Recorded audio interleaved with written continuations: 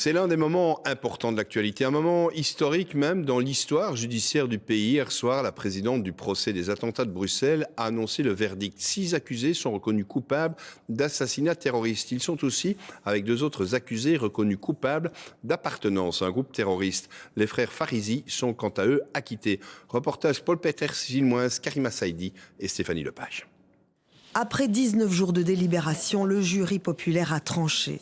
6 des 10 accusés sont reconnus coupables d'assassinat, de tentative d'assassinat et de participation aux activités d'un groupe terroriste. Et notamment Oussama Krayem et Mohamed Abrini, l'homme au chapeau, les 2 hommes qui avaient renoncé à se faire exploser au dernier moment, le 22 mars 2016.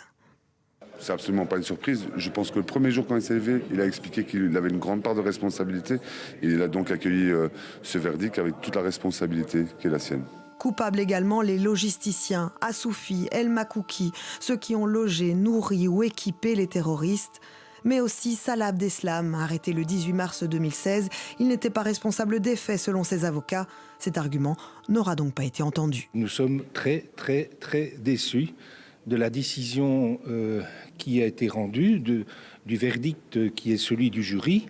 Et j'ajoute que la motivation qui nous donne les raisons de cette décision, de ce verdict, ne nous satisfait, mais franchement pas.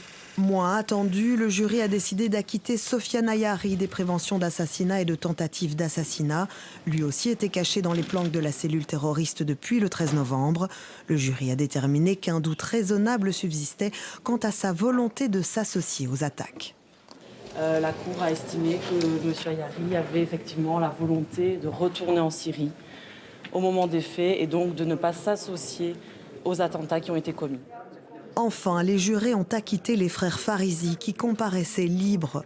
Le grand frère avait loué son appartement d'Etterbeek au Kamikaze et l'avait vidé avec l'aide de son petit frère après les attentats, mais sans connaissance du projet terroriste, selon les jurés.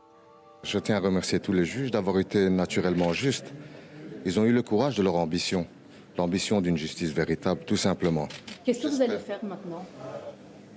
Étudier peut-être, aller à l'université et m'instruire. C'est la véritable clé de l'avenir, c'est celle-là, c'est l'instruction. Les différentes parties ont quitté le justiciat vers 1h du matin.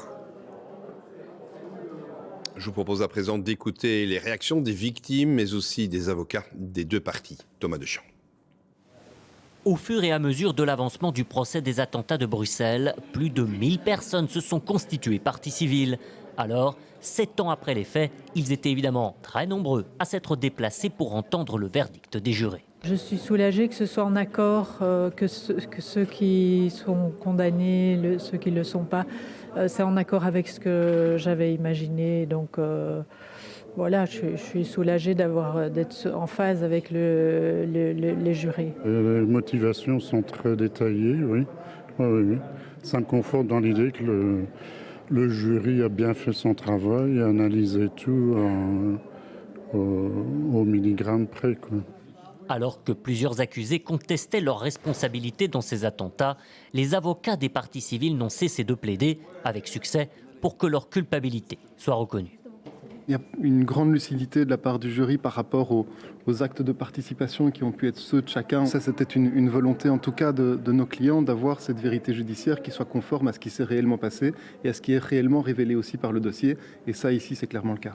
Mais tout le monde n'est pas encore prêt à tourner la page. Ces 2 anciennes travailleuses de l'aéroport, notamment, sont venues pour rappeler la situation souvent encore très difficile de tous ceux qui ont été pris dans la tourmente du 22 mars. La plupart des victimes des attentats, ils souffrent encore physiquement et psychiquement. Et là, ça reste un combat. Même après le procès, ça restera un combat pour toutes ces victimes. Le bilan officiel des victimes décédées est lui passé de 32 à 35 morts, après la décision du jury de reconnaître 3 décès survenus dans les années qui ont suivi comme directement liés aux attentats de Bruxelles.